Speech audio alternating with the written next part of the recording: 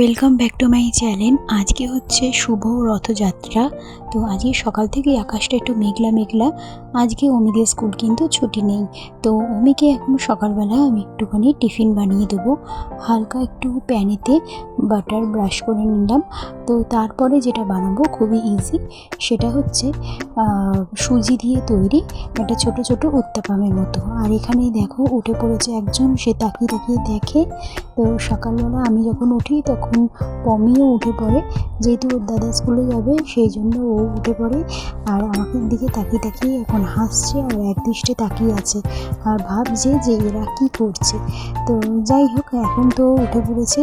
তো এখন কিছুক্ষণ পরে ওকে দুধটা খাওয়াবো। আর এখানে দেখো প্যানেতে সুজি দিয়ে কলা দিয়ে ছোট ছোট উত্তাপাম বলো কি প্যানকেক বলো যাই হোক ওরকম করে দিয়েছি। এটা বাচ্চাদের জন্য খুবই উপকারী, হেলদি, আর বেশ একটুখানি চিনি দিলে একটু টেস্টিও হয় আর ভালোই লাগে খেতে। ছোটরাও খেতে পারে, বড়রাও খেতে পারে, বেশ সুন্দর খেতে। আর এখানে ওর পুরো রেডি হয়ে গেছে টিফিনটা আমি দিয়ে দিলাম। তো এরপরে দেখো, এরপরে মেয়েকে স্নান টান করিয়ে দিয়েছিলাম। তারপরে অমিরও ছুটি হয়ে গেছিলো, বাড়ি চলে এসেছে। এইবারে দুপুরবেলা অমি আর আমি মিলে রথটা সাজাবো। এটা হচ্ছে গত বছরের রথ, এটা তুলে রাখা হয়েছিল। আর ভালো করে সুন্দর করে মুছে টুছিয়ে দিয়েছি, নামিয়েছি। রথটা ভালোই আছে। এবার একটুখানি কালারিং পেপার টেপার দিয়ে অমি আর আমি মিলে একদম সিম্পলভাবেই রথটাকে সাজিয়ে নেব।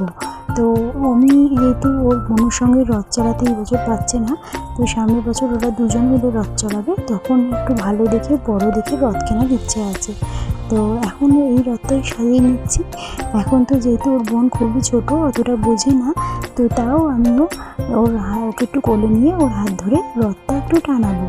তো এখানে দেখো আমি খুব এক্সাইটেড, আজকে যেহেতু রথ সেই জন্য একটুখানি সাজিয়ে টাজিয়ে নিচ্ছি। খুব আনন্দ করে রথটা চালিয়েছে। আর এখানে কালারিং পেপার দিয়ে একদম সিম্পলভাবেই একটু কভার করে দিচ্ছি। আর এখানে কোনো বাহারি গাছ লাগাইনি, কারণ যেহেতু বাচ্চার ঘর সেই জন্য বেশি গাছ ফাছ এই সমস্ত পাতা এগুলো লাগাইনি।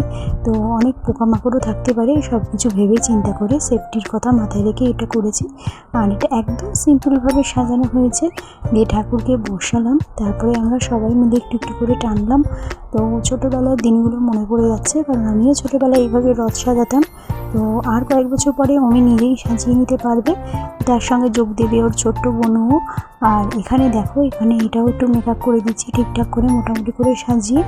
আর এরপর জগন্নাথ দেবকে বসাবো রথেতে। তো পুরী থেকে নিয়ে এসেছিলাম যে জগন্নাথ দেব, সেটা খুব সুন্দর দেখতে। পুরীতে যেই মার্কেটটা বসে সন্ধেবেলা, বিচ মার্কেট, তো সেখানেই খুব পছন্দ হয়ে গেছিলো। জগন্নাথ বলরাম সুভদ্রার একটা খুব সুন্দর পাথরের মূর্তি। তো সেইটা আমি প্রতিদিনই আমার ঠাকুরের সিংহাসনে পুজো করি, রেখে দিই। তো তা ওনাকে নামাবো, দিয়ে রথের মধ্যে রাখবো। তো খুব সুন্দর লাগছে দেখো। এই যে এটাই পুরী থেকে কিনেছিলাম, অপূর্ব অসাধারণ কি সুন্দর। তো এখানে রাখা হয়ে গেছে ঠাকুরকে। তারপরে আমরা সবাই মিলে রথের দড়ি একটু টানলাম।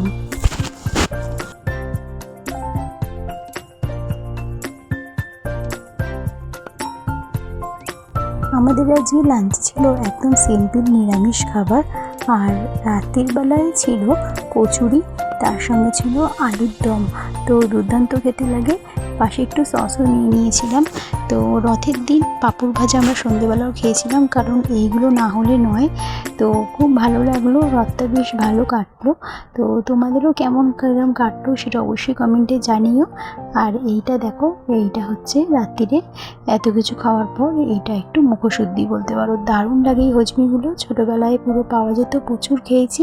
তো চলো আজকের ব্লগ এখানেই এন্ড করলাম। সবাই খুব ভালো থেকো, গুড বাই।